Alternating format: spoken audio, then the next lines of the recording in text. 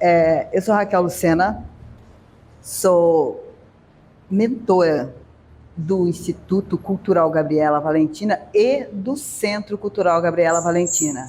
É um espaço onde a gente trabalha com arte, a gente trabalha também na área social. É um lugar onde foi feito para receber pessoas que amam a arte. E já agradeço a você por essa oportunidade. Eu sou a Carol Cruz, eu sou atriz na Companhia Contemporânea do Fim do Mundo e eu também trabalho com a parte das redes sociais, da companhia e tudo que a gente precisa, tudo que o Peterman precisa, a gente está junto. Fazemos de tudo um pouco, mas essencialmente atriz na companhia. Eu sou o Peterman, Adriano Peterman, estou no meio dessas moças incríveis aqui. Eu sou ator e diretor de teatro. Tem uma companhia chamada A Curitibana Portátil, que já tem 25 anos de história, e que no festival agora está com o espetáculo Os Analfabetos, né, que é um espetáculo que eu estreei na minha primeira direção em 2018, e esse espetáculo estreou no Rio de Janeiro. E uma pandemia no meio, e a gente resolveu retomar esse espetáculo recentemente. E também tem uma companhia contemporânea do Fim do Mundo. Eu falo tenho porque eu tenho um carinho imenso por essa companhia, que ela é como se fosse um filhote, né, da Curitibana, porque na verdade essa companhia ela surgiu de uma oficina de montagem. Eu já tinha falado com a Raquel, a gente se conheceu no 10 para as 8, que foi um movimento cultural e de expressão política que o Mauro Zanata, do Espaço Excêntrico, fez ano passado, se eu não me engano, não, 2024, acho que foi, né? A gente já estava apresentando, há uns 2 anos atrás, e eu conheci a Raquel, ela falou que tinha esse centro, vim conhecer, aí a gente começou, ela falou, vem dar uma oficina, vamos fazer uma oficina, e no final deu certo, eu criei uma oficina de montagem de teatro. Eu falei, o que eu vou dar numa oficina? O que eu sei fazer? Eu sei fazer peça. Então eu não vou dar uma de professor, eu vou ensinar a montar um espetáculo.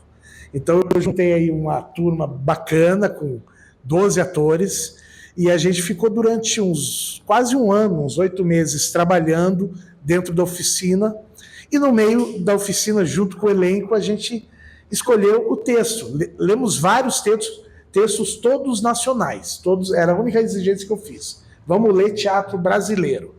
Lemos muitas peças, mas chegamos no final, que foi uma das peças mais difíceis, né? Mais densas, mas no final a gente é louco mesmo, a gente falou, não, vamos se debruçar nisso, porque a gente achou muito condizente com o momento atual. Era só para me apresentar, né? Mas eu não tenho como me apresentar sem falar dessas duas companhias, né? E até para situar e entender por que eu estou aqui no meio dessas moças. Está faltando a Estela Mares, que não pôde vir, ela estaria aqui, teve um problema urgente, mas ela é a minha sócia na Curitibana Portátil. E a Raquel e a Carol, elas estão aqui comigo na Contemporânea do Fim do Mundo, né? Que é a Companhia Contemporânea do Fim do Mundo, que tem agora, vai fazer 1 ano no festival, porque ela estreou no festival passado. E a gente está comemorando aqui no Centro Cultural Gabriela Valentina, da nossa Rachel. Você é de Curitiba, você teve uma carreira sólida aqui, e depois você foi para o Rio. E depois você voltou para Curitiba. Me conta um pouco disso brevemente, porque você é uma pessoa muito ativa nas artes cênicas daqui. Sim. E como surge essa montagem em Curitiba? Porque daí a gente tem outros curitibanos aqui que também retornam para Curitiba com essa montagem. Exato. Bom, eu me formei no Colégio Estadual do Paraná em 1996, então eu sou ator profissional, está fazendo 30 anos esse ano. E lá a gente, dentro da própria escola, montamos um grupo que chamava Trapaceiros e Companhia.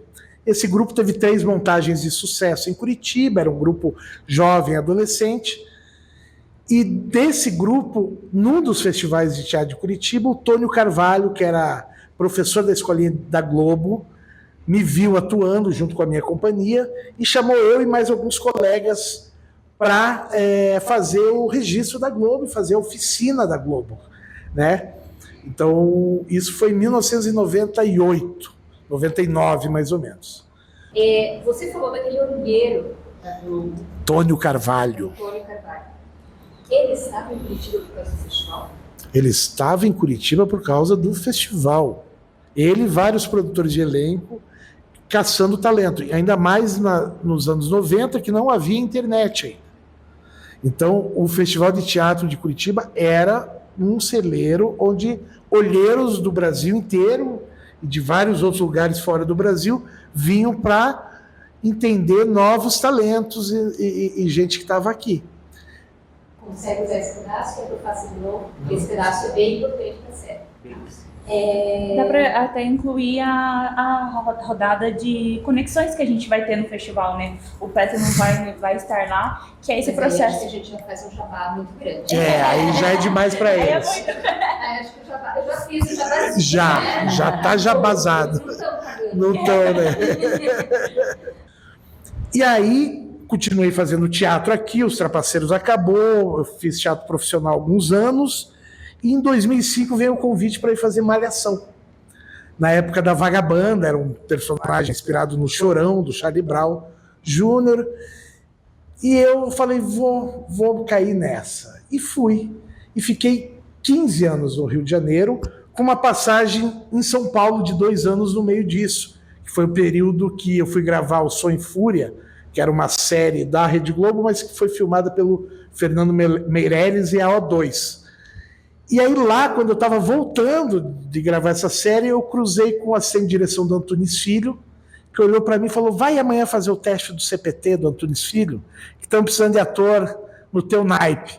Fui, fiz o teste e passei. Então, eu estava gravando O Sítio do Pica-Pau Amarelo, na versão que era a versão que o Paulo Gustavo, inclusive, fazia. Ele ainda não tinha estourado na comédia.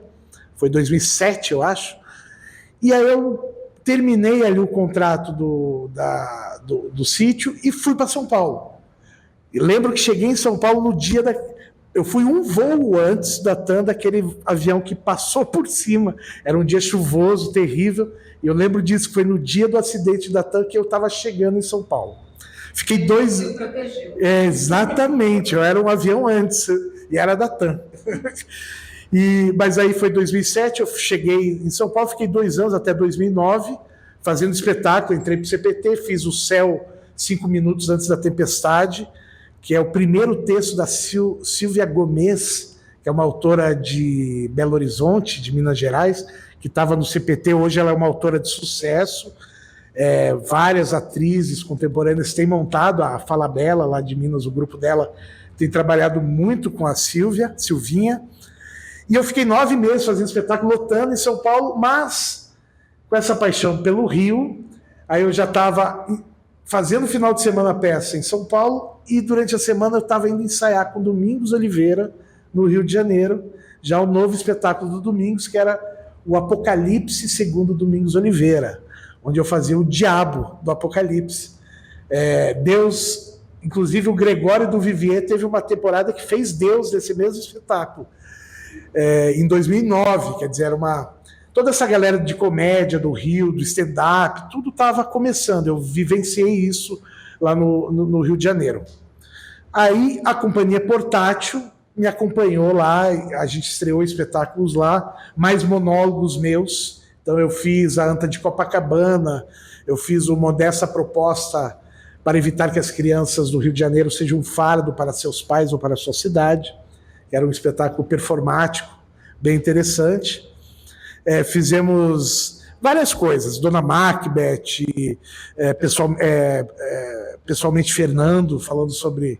Então, enfim, são tantos espetáculos que eu vou me confundir aqui, mas a gente ficou trabalhando no Rio de Janeiro até vir a pandemia.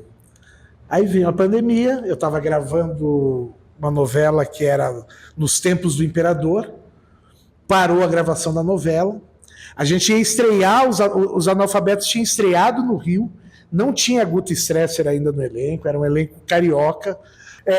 E aí voltei para Curitiba com as filhas e para passar 3 meses durante a pandemia e fiquei. Lembrei como era bom, mesmo gravando a novela, eu voltei para gravar Terminal, que eu tinha que gravar lá, num período bem pitoresco, né, que a gente não tinha nem camareira, tinha que fazer teste, ficar em quarentena, gravar sozinho no cabaré. Foi uma coisa bem, bem maluca. Depois até fiz a primeira parte do Pantanal no meio da pandemia, gravei a série do Silvio Santos no meio da pandemia, em São Paulo. Então foram experiências, montamos peça de teatro aqui em Curitiba, online, por conta da pandemia. E aí eu falei, não vou voltar mais para o Rio, né? Eu vou para trabalhar, claro, mas eu continuei desde a pandemia aqui e forcei a voltar com tudo. Eu cansei de monólogo. Eu lembro que eu fiquei uns 10 anos fazendo peça sozinho, não tinha coxia, não tinha ninguém para se apoiar. E aí eu comecei a dirigir também, que é uma coisa que começou em 2018, que eu também sempre fugi. Mas eis que estava em Curitiba, e Guta Stresser, que era minha vizinha no Rio, lá no Itaiangá, que a gente se conhecia por causa do Vampira Polaquim, era uma curitibana lá que me recebeu muito bem. Eu cheguei a gravar A Grande Família, alguns episódios. Então ela era minha vizinha e ela voltou também para Curitiba. E quando ela chegou, eu falei, vamos remontar Os Analfabetos. E aí foi essa remontagem ali em 2023, que a gente voltou no Teatro Guaíra, tivemos um apoio do Teatro Guaíra, montamos sem lei de incentivo, sem nada, na raça. Eu já tinha a direção na cabeça. E entrou o elenco curitibano, que é maravilhoso, né?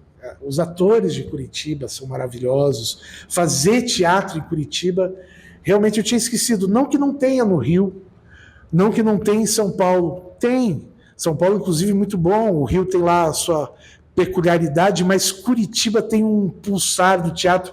E talvez por eu ser daqui, ser cria daqui, né? Acho que a gente voltou com tudo desde a pandemia. E aí vem Os Analfabetos, e aí dos Analfabetos eu comecei a dirigir mais coisas e retomar uma companhia, e às vezes eu estou como ator, mas cada vez mais eu estou dirigindo também. E você está gostando de dirigir? Aproveita e me diz também qual que é o enredo do Analfabetos, para quem não foi ainda assistir. Tá. E se continua o mesmo elenco? Tá. Eu estou adorando dirigir. Confesso que não achei que eu ia gostar tanto. Eu sempre fugi da direção, porque eu amo atuar, né? E achei que eu não ia aguentar estar do lado de lá. Mas realmente ser diretor é muito mais sofrido, porque o teatro é do ator. Então, por mais que a gente fale, dirija, faça repetir 10 mil vezes, quando deu o terceiro sinal, é com os atores, e aí é com eles. Mas eu fico muito feliz assim, de poder dirigir os espetáculos, e a melhor parte é não ter que fazer a temporada. Você estreia e depois o ator fica preso da temporada, então às vezes eu posso fazer uma peça por vez. Eu, como diretor, posso dirigir 2, 3 peças, 4 num ano. Então isso é uma coisa inusitada que eu tenho gostado um pouco, essa diversidade de elencos e de propostas. O Analfabetos, ele é um espetáculo que, enfim, ele surgiu dessa ideia do texto da Paula Goja, que é uma atriz, mulher, uma autora feminina. Embora seja inspirado em Bergman, ela se baseou nas personagens femininas do Bergman. E então, para mim, o espetáculo ele é uma ode à mulher. Um homem falando isso, um homem diretor. Enfim, peço desculpas desde já. Era 2018 ainda. A gente, talvez hoje eu nem pegar, talvez hoje eu falasse, chame uma diretora mulher. Mas na época a própria autora me chamou, então eu topei. E é um espetáculo que fala sobre essa opressão social, principalmente em cima da mulher, em cima do artista, em cima do feminino no homem. Então não é só sobre a mulher, é sobre toda a opressão do feminino dentro do masculino, sabe? Porque o feminino, quando aparece num homem, também é ridicularizado, é minimizado, né? Então essa coisa do feminino, isso me chamava a atenção. Então a personagem principal, que é a protagonista, né, que é representada pela Guta Stresser agora, ela é uma atriz de sucesso, que fez muito sucesso, e que, fazendo a peça um dia, na peça do Nelson Rodrigues, vestido de noiva, ela surta no meio da peça e tenta se matar. A peça começa com essa cena, ela como atriz, fazendo a peça do Nelson Rodrigues, e aí ela tem um surto, tenta se matar, e aí começa a peça, que é essa recuperação. Ela não se mata, mas ela opta em não falar mais. Então ela fica sem falar. Então a peça toda são esses personagens ao redor dessa personagem, que era uma atriz que fazia vários personagens. Então são histórias de casais em volta, que pode ser a família dela, pode ser histórias dela. Eu, como diretor, pensei muito num purgatório, sabe? Como se ela estivesse ali, naquele momento, depois da morte, antes de ser encaminhada para onde a gente vai, e depois, tentando resolver os fantasmas dela. Então, para mim, o espetáculo é muito isso, sabe? Essa personagem, eu dirigi para que, ao final, essa personagem se perdoasse por tudo.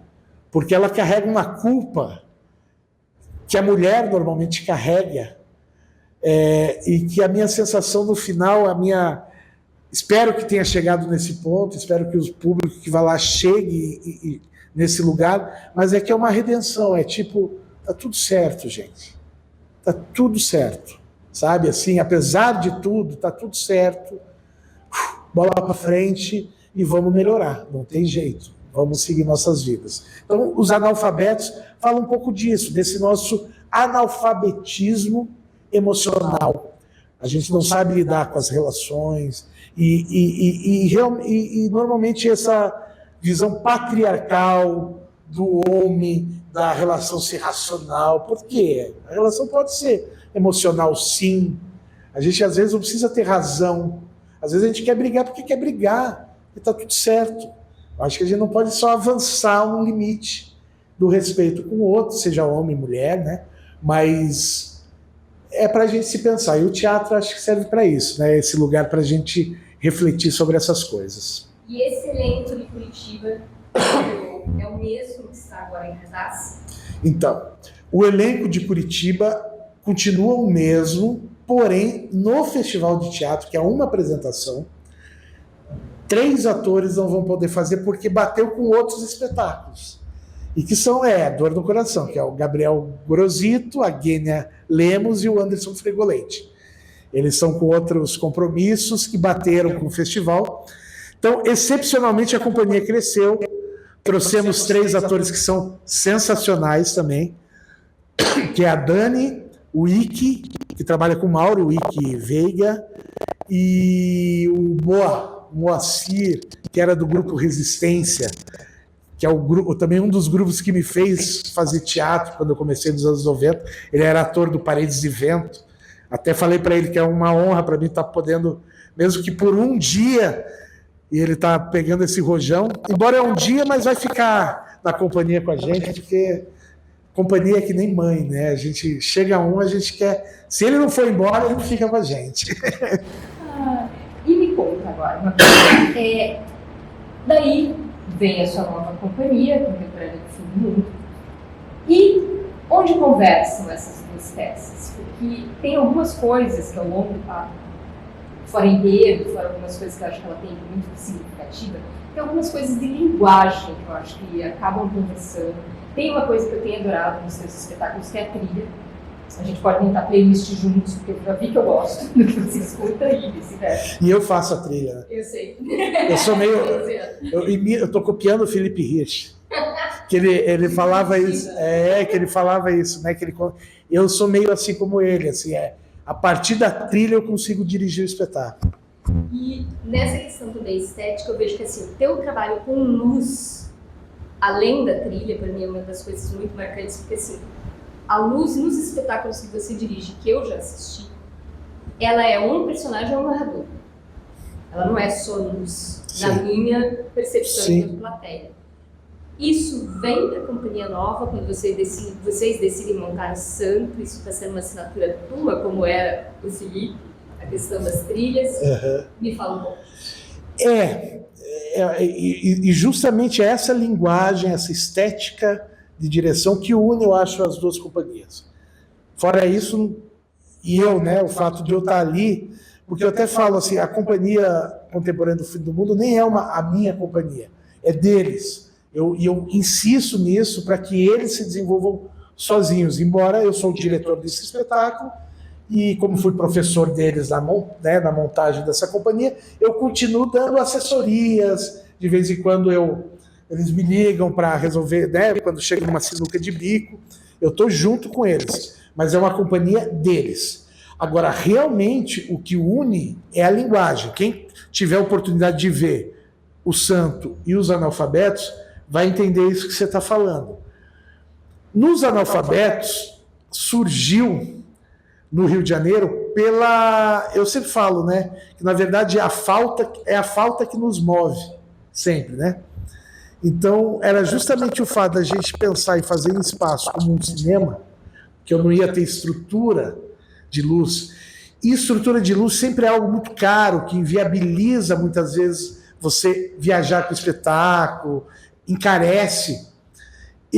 Na época, nem foi uma opção estética, foi uma opção de grupo de teatro, de coletivo. Falar, gente, vamos fazer com lanterna. Vamos fazer com lanterna. E aí sim, a escassez nos faz ter criações e invenções magníficas, né? Quando a gente está numa sinuca de bico e tem que resolver, normalmente essa resolução vem com uma ideia nova, inovadora. Nem vou falar nova, inovadora, que muita gente já fez luzes com lanterna, né? Mas é isso, aí eu gostei disso.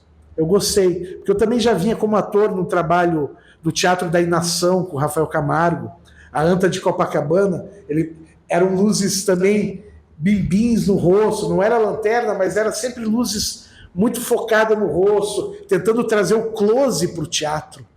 Ele sempre falava isso, vamos trazer o close para o teatro. Então tentar fazer o olhar do público ir para pequenas dimensões. E aí quando eu fui para a lanterna, eu vi que isso ganhava movimento, quando estava na mão do elenco. E também tirava um tom naturalista dos atores. Que teatro também é uma implicância minha com o teatro em geral, é que foi se naturalizando cada vez mais, e aí a gente não sabia como ator, a interpretação era meio cinematográfica, meio televisiva. Então acho que trazer elementos e dava um jogo para o ator, ele tem que aprender a fazer um personagem, com verossimilhança, né, com uma lanterna na mão o tempo todo, já faz a coisa ficar meio maluca, sabe? Já traz uma teatralidade. Então, sim, eu acho que tanto a trilha sonora quanto a luz tem a ver com essa minha pesquisa de direção. Eu dirigi 4, 5 espetáculos, quer dizer, eu estou começando. Então, eu acho que eu estou na irresponsabilidade ainda, sabe? Acho que eu não fui cobrado ainda, né? Os grandes diretores nem vieram ver minha peça ainda, então está na hora de ser irresponsável e de brincar um pouco. E nessa brincadeira do fazer teatral, a gente vai descobrindo novas estéticas e novas possibilidades, novas velhas possibilidades, né? Então, vou pedir para a Carol explicar um pouco mais como foi essa escolha do texto do Santo. E depois pedir para vocês me contarem uma novidade desse texto.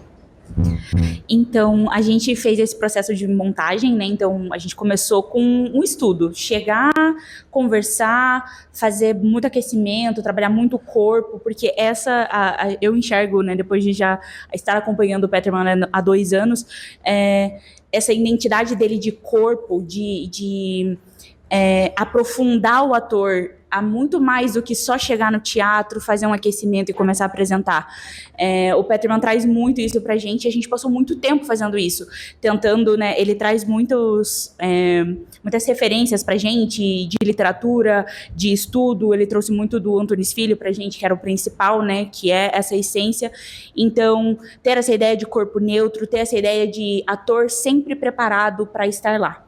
Então, E a ideia do sagrado também, a gente aprendeu muito isso, porque, né, nós somos artistas de lugares diferentes, artistas de escolas diferentes, muitos, tem até gente que foi a primeiro contato, assim, de aprofundar, de ter ali contato com o festival. Então, nós temos muita variedade dentro do elenco. Então, nesses desafios a gente foi se aprofundando e estudando e não dando medo do que tinha pra gente estudar, sabe? Acho que esse foi o essencial. Então, lendo muitos textos, né? A gente passou por vários e sempre com essa clareza do que o Peterman pediu pra gente de ser nacional. Então, meio que surgiu, assim, chegamos... E se a gente tentar Dias Gomes? Vamos ver.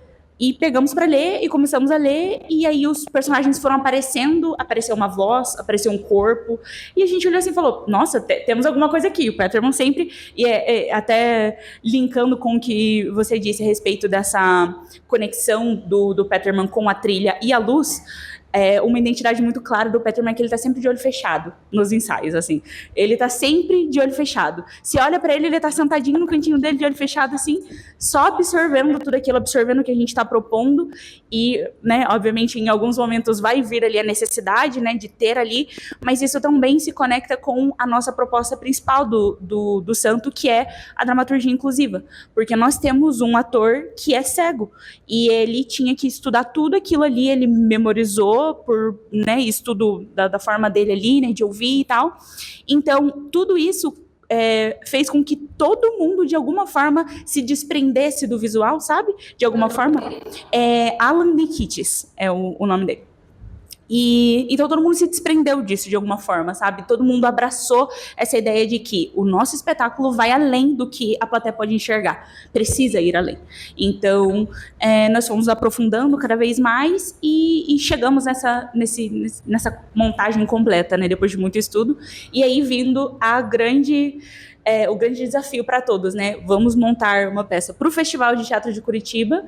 E vai ter que ser todo mundo junto e a gente vai ter que aprender, descobrir as coisas que o festival traz, de necessidades do festival, né? Nós temos que adaptar, nós temos que pensar em todos os detalhes de plateia, pensar em detalhes de produção, todo mundo sozinho, contando só com, né, aquele pequeno contato. O Peterman, ele foi muito um diretor de empurrar, sabe? De, tipo assim, falar, ó, esse aqui é o caminho, vão indo, vão empurrando.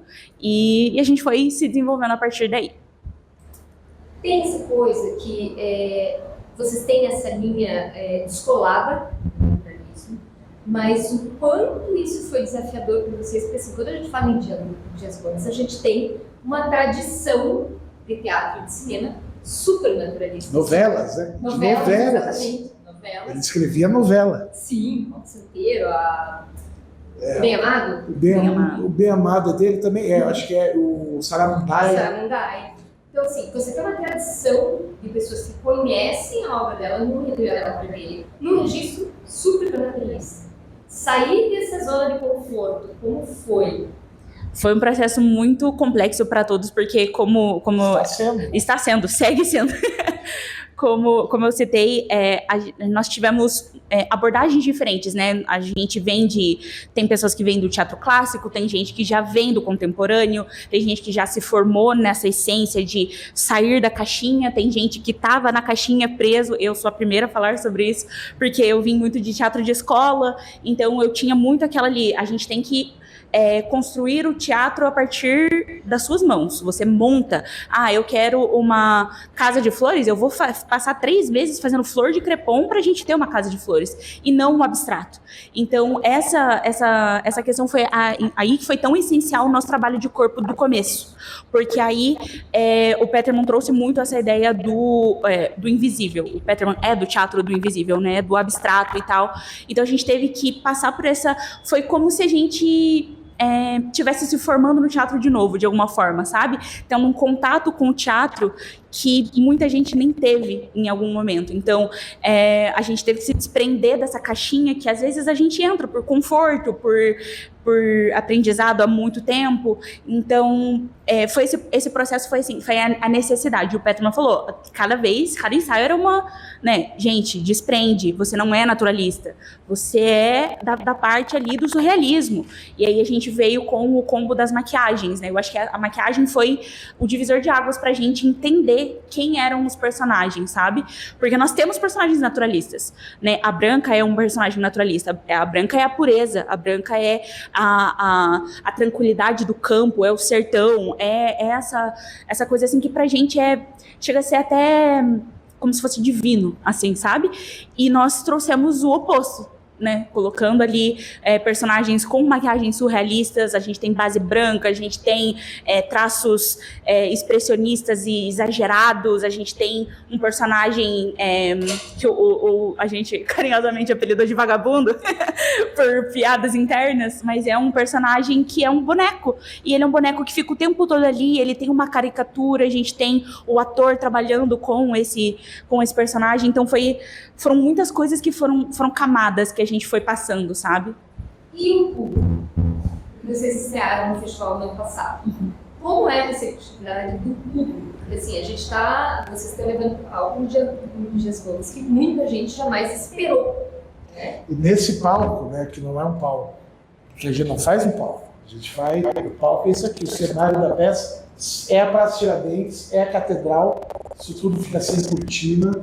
O som da batida do sino da catedral vaza para dentro da peça.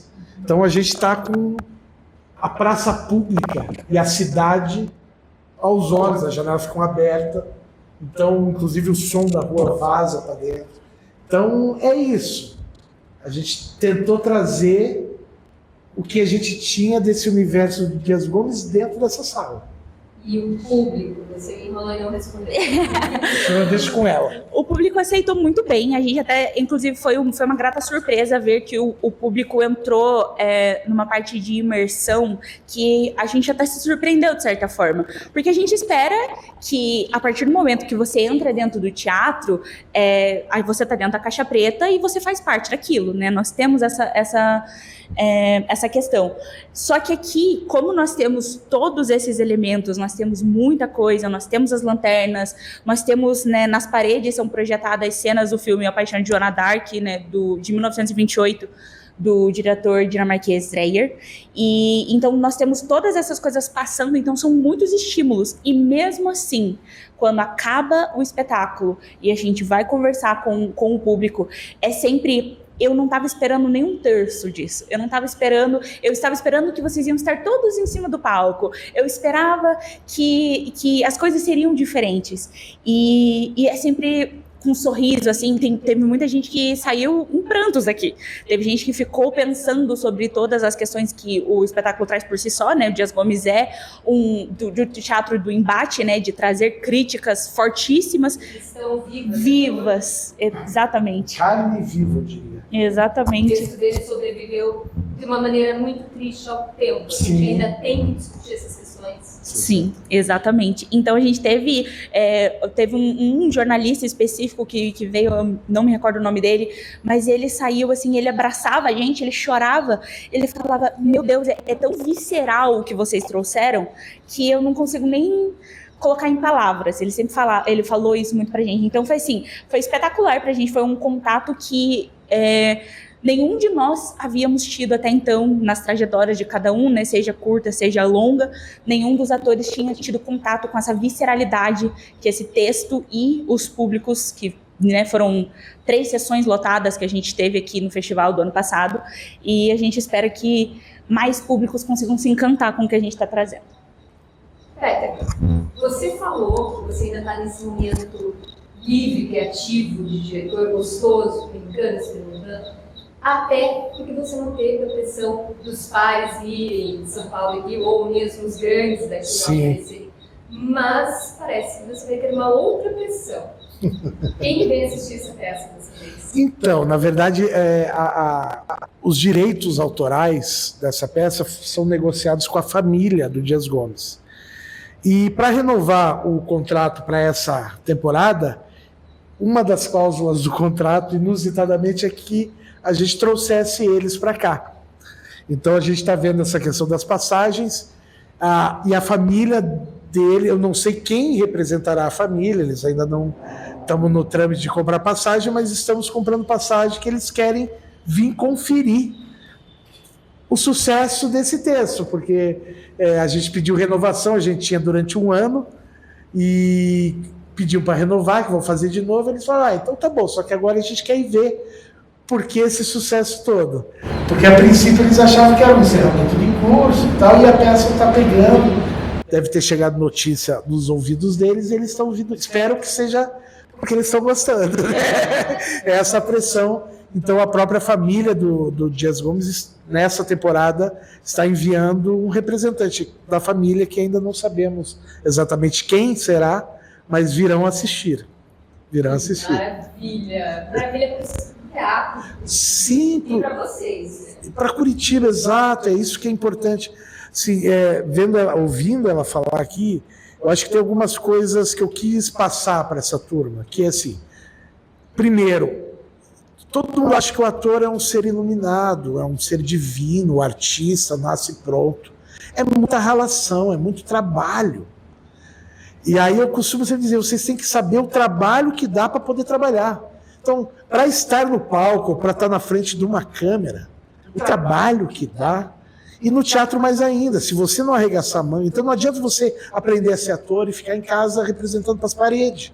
Você vai ter que aprender a entrar no edital, você vai ter que aprender a se autoproduzir, você vai ter que aprender a fazer maquiagem, porque você não vai ter dinheiro para ter um maquiador te maquiando todo dia. Então, no máximo, você vai conseguir um designer de maquiagem, você vai ter que aprender.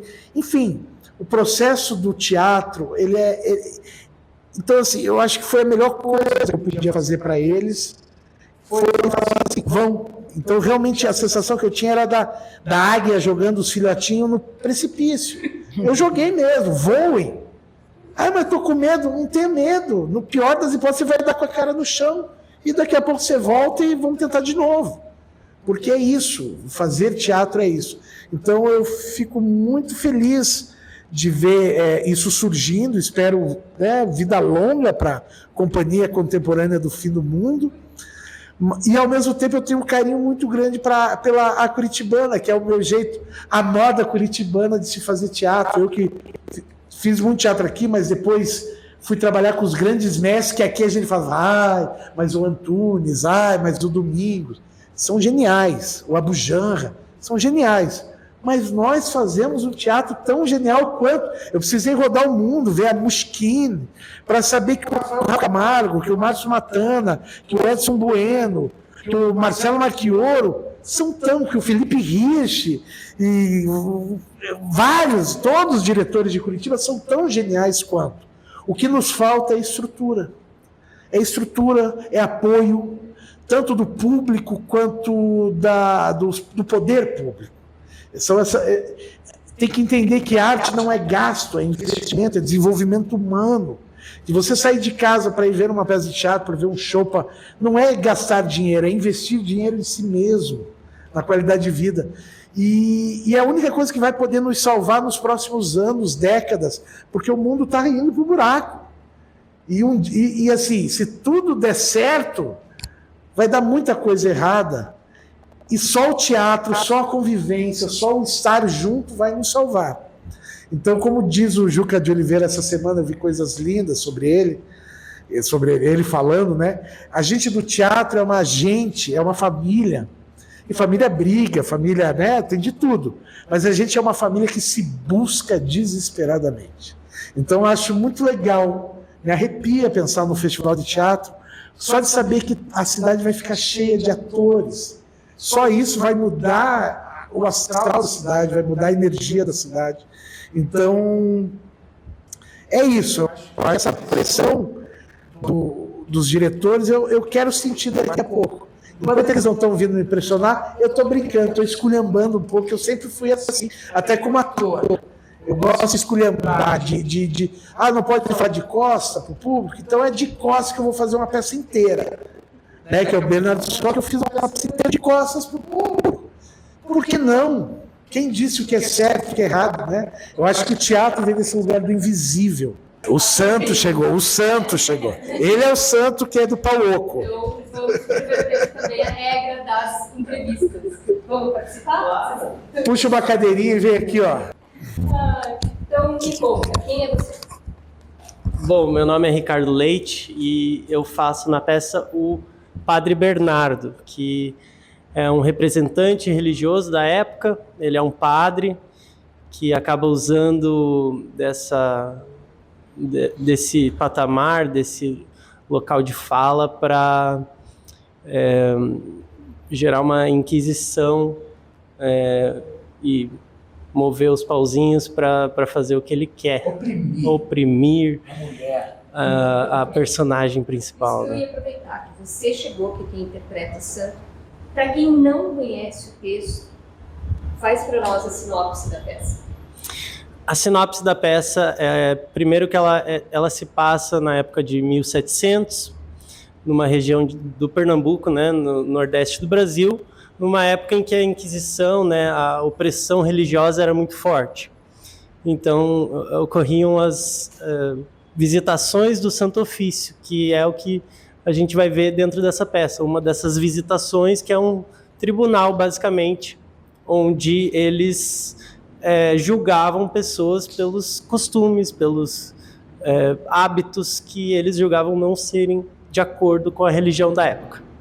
Então, sem dar muito spoiler, é basicamente isso. A direção, né? Mas o importante, assim, que o personagem do padre, ele se apaixona pela Branca Dias, que é a protagonista do espetáculo, que é feito pela Mariana Filomeno, que é uma atriz sensacional, que vocês têm que vir ver. E aí, só que isso gera uma grande confusão. E é justamente essa opressão do próprio homem também não saber o que fazer com esse desejo dele proibido. Então é uma peça que cabe muito nos dias de hoje, porque fala justamente dessa coisa da igreja que está tão consolidado, querendo se meter nos costumes, e quanta hipocrisia existe nisso, e quanta manipulação é feita a partir desse pensamento religioso. E eu acho que o personagem dele representa muito isso. No caso aqui é um padre, mas poderia ser um pastor, poderia ser um Buda, poderia ser qualquer religião. Ela é usada para manipular quando a gente não está atento. Claro que existem religiosos incríveis em todas as religiões. Eu vou pedir para você passar um pouquinho para o pé do microfone. Acaba que você comentou comigo dos pontos de contato das peças, e a questão da opressão para a mulher também se repetiu, né? Sim. Nessa escolha. Sim, as Santas que eu fiz, que era uma adaptação do Jean Genet, também tinha isso, né? Essa coisa do feminino. Não é uma escolha consciente, mas eu acho que a gente está falando disso, né? Está falando disso. Então acaba que chega, é o que tem chegado. Porque é aquilo que eu falo, não é a gente que escolhe a obra escolhe a gente. O tempo escolhe a obra necessária para o seu tempo, né? Então eu estou aqui só como uma ferramenta. Eu acredito muito no artista como uma antena. A gente é uma antena. É só se conectar e deixar fluir, que todo esse invisível por vir, virá. Então, o Santo, e vamos estar aqui no Centro Cultural Gabriela Valentina nos dias 1, 2, 4, 8 e 9 de abril. Todas as sessões são às 8 horas. Todas as sessões também contam com a dramaturgia inclusiva para pessoas com deficiência visual, para poder participar e poder prestigiar também a arte, porque é para eles também. Quer ser falso? Eu acho que do Santo é isso, aqui no Gabriela Valentina, que é na rua 15, 266, no calçadão da 15, 266, é um prédio, você tem uma portaria, tragam documentos, RG, apesar que com o público, enfim, traga um documento, RG, e é no 9º andar, nessa sala que a gente está gravando aqui, é uma experiência imersiva realmente muito interessante, eu acho que vocês vão gostar. E os analfabetos, que vai ser no dia 10 de abril, Apresentação única com a atriz Guta Stresser, que era a Bebel da Grande Família, para quem não liga o nome à pessoa, uma atriz curitibana, que trabalhou muito tempo com a Bujanra, no Rio de Janeiro, uma grande atriz. Também saiu de Curitiba. Que também saiu Festival. pelo Festival de Curitiba, exatamente. Então, no Teatro Paiol, dia 10 de abril, às 20 horas, tem poucos ingressos, quem não comprou ainda, corre lá. Se não conseguir comprar, vai lá no dia na frente, que se tiver lugar, a gente vai dar um jeito de botar para dentro. E porque é uma apresentação única no festival, nessa mostra dos espetáculos curitibanos, Os Analfabetos.